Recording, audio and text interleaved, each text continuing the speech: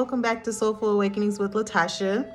Today I want to discuss the importance of being still.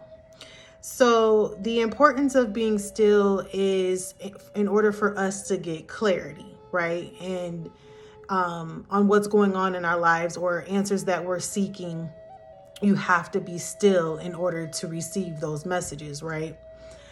One thing about me, it's hard for me to be still because my brain always feels like it needs to be stimulated by something. Sometimes I find myself like, if there's nothing going on, there's nothing that I can do, I start watching TV because I need that mental stimulation. And I'm not even big on TV like that, but I've found myself a few times, especially in the last few weeks, of me trying to keep my brain busy so I don't overthink. So I'm watching, TV shows, which again, there's nothing wrong with that. But sometimes in that stillness, I have to constantly remind myself, maybe it's a good time to meditate. Maybe it's a good time to journal, because I will start to feel a little anxious if I'm sitting still for too long. Being still also requires patience. Again, for me, I always feel like my brain has to be mentally stimulated, so I have to be on the go. Not necessarily physically, but I have to find something for me to do or me to think about.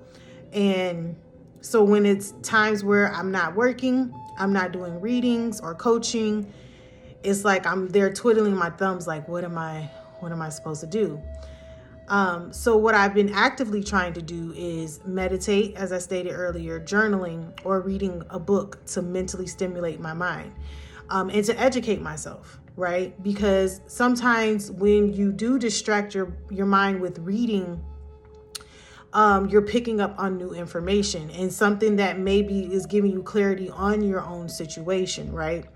So I feel like that's important. In those times of stillness, instead of finding like a TV show to watch or talking on the phone with family and friends or going to hang out, sometimes in that stillness is just great to go within, right? To get clarity on your healing or clarity on a situation in your life, right? Or clarity on what you need to further heal from. Being still is essential for that. Okay, so healing through stillness. So there's a misconception about being still and not being able to heal, when it's actually the exact opposite. So when you're sitting in stillness, that allows the wounds to speak. And that's something that a lot of people don't like to do. A reason why they keep themselves mentally stimulated is because they don't want to think about those wounds. And when you're still, the wounds will actually speak to you. And that's the perfect time for self-reflection. It's the perfect time to get an understanding of how your wounds are affecting you in your life, right?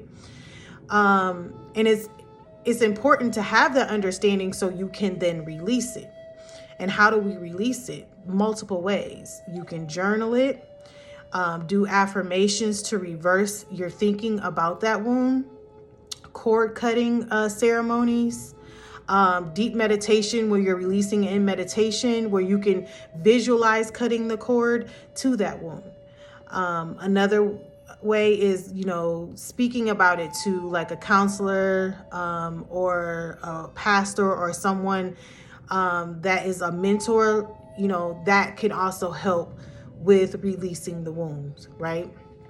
So it's very important, as I stated earlier, to be in stillness, besides just getting clarity, but also to release certain wounds.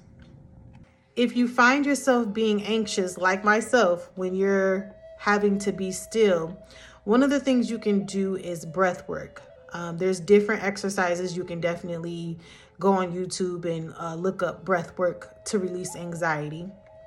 Journaling, sitting in meditation, going outside in nature, going for a walk, a run, riding your bike, doing something in nature is definitely beneficial. Especially if you have the sun out right now, because I know in some places in the north or the east, it's cloudy right now because of the snow. But just being outside in general can boost your energy, and that can calm down your anxiety. But breath work is absolutely amazing. Jumping up and down, shaking your arms, that's like releasing that anxious feelings that you're having. Another way would be like drawing or painting, that's another way to release. Also, reading a book. That's a way to kind of get your mind off the anxiousness. It's a distraction in a sense, but it's more of a good distraction because you're absorbing more information. And again, perhaps something in that information that you're getting from the book is an answer or clarity on something that you've been seeking. Now, being still does take practice, so don't feel bad if you find yourself reverting to, doing something that you've been trying not to do. Give yourself some grace, okay? You can start it off small by giving yourself a few moments to rest, right? Taking a nap if need be, just doing a 10-minute meditation, going to the mirror, doing affirmations, even doing affirmations in the shower. That is very beneficial. But eventually increase that time that you're being still, and eventually your mind will be okay with it because it's getting used to these increments that you're doing of being still. Now you can do multiple times a day where you're like, okay, I'm just going to take 5 minutes and I'm just going to breathe.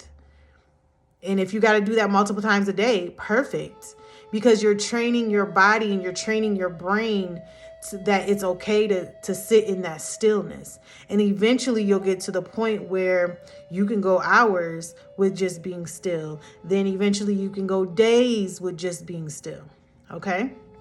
So I encourage you all to embrace the stillness and understand that it's for your highest good. It's a way to connect with your higher self. It's a way to connect with your ancestors, your spirit guides, your guardian angels, whoever you believe in. It's a way to connect with that energy, to get clarity on your life, to do the healing work and spiritual growth. Okay? All right, y'all. That's the message for today. I hope you guys enjoyed. If so, please make sure to like, share, and subscribe.